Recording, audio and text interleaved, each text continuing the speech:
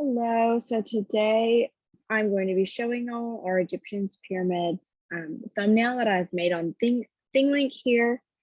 So basically this is just a tool for us to use that gives us links, as you can see right here, to different tools that I'm going to use to help students learn online. I believe that education technology is very important and keeping students engaged with technology is very important. So for this topic specifically, we are doing an ancient Egypt unit. So I wanted to do the pyramids, considering that is such a big focal point of ancient Egypt. And one of the first tools that we're gonna look at right here is this exclamation point. And this is a Quizlet.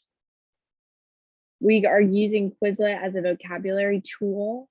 It gives students pairs on all of that, so they can match up on their own. They can do vocabulary practice on their own as well, and ensure that they are learning what they need to learn vocabulary-wise, because there is a lot of vocab for ancient Egypt. The second one right here is a Smithsonian journey.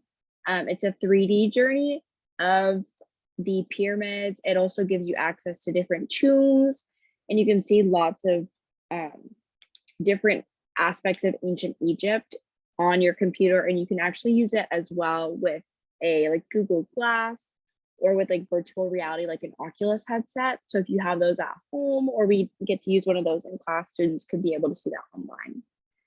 And this third tool that we have right here is this is a YouTube video. I'm going to play it a little bit for a second.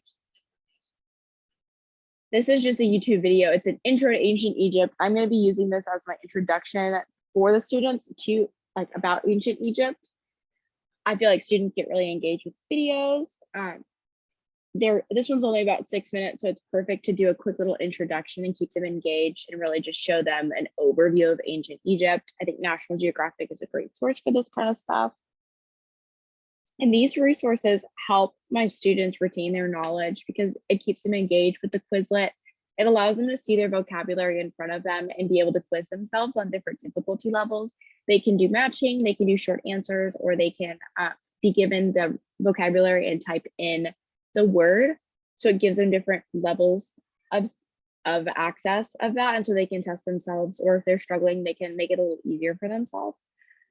The Smithsonian 3D tool gives them the access to see the actual tombs in person, because we do talk about them, we do see photos, but it does help to have that visual to help students really see it in person, because I know I prefer to see lots of photos and videos because it feels more realistic to me. And then again, this YouTube video gives a great overview on everything. It just is a strong way to start out a lesson. And it's a good way to run back and grab quick facts from.